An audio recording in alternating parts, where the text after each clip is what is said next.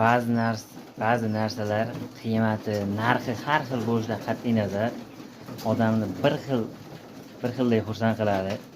Hozir meni arzimagan bir 500 so'm, 600 so'mlik turadigan narsa ancha xursand qildi. Ishdan kelishim bilan dadam aytdi, "Bedanalaring bitta tug'di" dedi-da. Desam, bitta tug'gan ekan. Bunday qarasam, bu tomonda ham bitta bor ekan.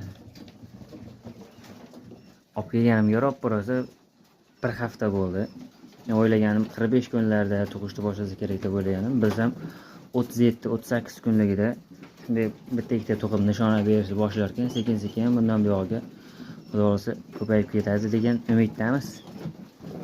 Bu yoqda kuni kechagina olib kelgan jo'jalarimiz hali bir sutga ham bo'lgani yo'q. Qorni to'yib, damni olib yotibdi issiqda.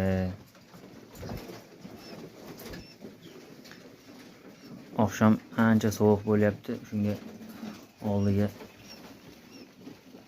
narsa yopib qo'yganman.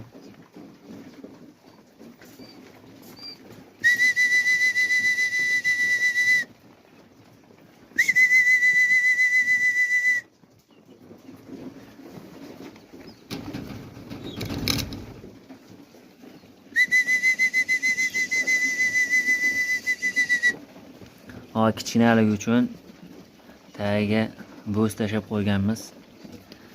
Setka kattada setka. Hali oyog'iga kirib qoladi. Hozir har bir etajda 330 tadanmi bor. Sekin-sekin kun sari kattaravergandan keyin sig'maydi bu yoqqa. Keyin pastki etajga ham qo'shamiz, 4 ga bo'lamiz. Biroz kattargandan keyin bu yoqda 3 ta etaj bo'sh turibdi. O'shanga joylayveramiz makyonlarini. Hozircha shu bugungi o'zi jo'jaga xursand bo'lib o'tirdim. Kecha olib kelib joylashtirib, yaxshi yashayapti. Xudoga shukr. Uning ustiga ikkita tuxum tushdi mana. Nishona.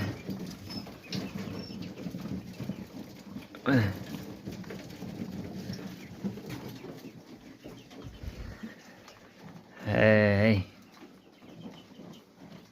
Bundan buyog'iga xudo xolasa endi sekin ko'payaveradi-da.